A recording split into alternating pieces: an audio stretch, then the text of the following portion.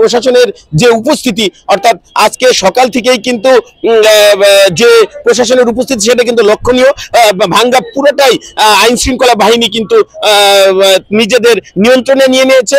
এই মুহূর্তে কিন্তু ভাঙ্গায় সেনাবাহিনী, র্যাব, জেলা প্রশাসন, পুলিশ প্রশাসন সকল বাহিনীর কিন্তু উপস্থিতি আমরা লক্ষ্য করছি এবং তারা কিন্তু সর্বোচ্চ নিরাপত্তার বিষয়টি গুরুত্ব দিয়ে কিন্তু তারা কিন্তু এখন মাঠে রয়েছে এবং প্রতিটি ভাঙ্গা উপজেলার প্রতিটি মহাসড়কেই কিন্তু তারা এক প্রকার কর্ডন করে রেখেছেন এবং তারা যে কোনো পরিস্থিতির জন্য প্রস্তুত রয়েছেন বলে জানিয়েছেন। জেলা প্রশাসকের গতকালকের যে চিঠি এবং চিঠির পরপরই যে নির্বাচন কমিশনের যে চিঠি দিয়েছেন, এই আশ্বাসের পরিপ্রেক্ষিতে ভাঙ্গার যে আন্দোলনকারী তারা কিন্তু আন্দোলন আপাতত স্থগিত ঘোষণা করেছে।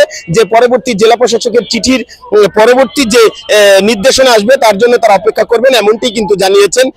এছাড়া কিন্তু সকাল থেকে অবরোধ থাকলেও 9:30 থেকে কিন্তু ফরিদপুর ঢাকা এবং ঢাকা খুলনা, ঢাকা বরিশাল রুটের কিন্তু সব ধরনের গাড়ি চলাচল শুরু করেছে এবং এখন পর্যন্ত নির্বিঘ্নে এই জেলার উপর দিয়ে সকল যানবাহন কিন্তু চলাচল করছে, কোনো বাধা বিঘ্ন কিন্তু নেই, সেভাবেই কিন্তু গাড়ি ঘোড়া চলছে। আমরা কিন্তু এই বিষয়টি নিয়ে জেলা প্রশাসকের সাথে কথা বলেছি। তিনি যেমনটি জানিয়েছেন যে আসলে আমি বিক্ষোভকারীদের যে উদ্দেশ্যে যে জিনিসটা তিনি বলেছেন যে তিনি যে নির্বাচন কমিশনার বরাবর চিঠি দিয়েছেন ভাঙ্গাকে যথারীতি আগের অবস্থানে ফিরিয়ে দেওয়ার বিষয়টি, সেই আশ্বাসের পরিপ্রেক্ষিতেই ভাঙ্গাবাসী আশ্বস্ত হয়েছেন এবং অবরোধ যে কর্মসূচি সেটা তারা স্থগিত করেছে।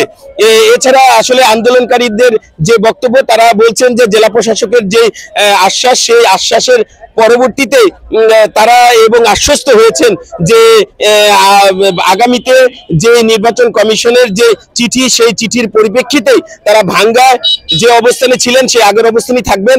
এই কারণেই তারা জেলা প্রশাসকের উপর আশ্বস্ত হয়ে আপাতত যে অবরোধ কর্মসূচি সেটা তারা স্থগিত করেছে।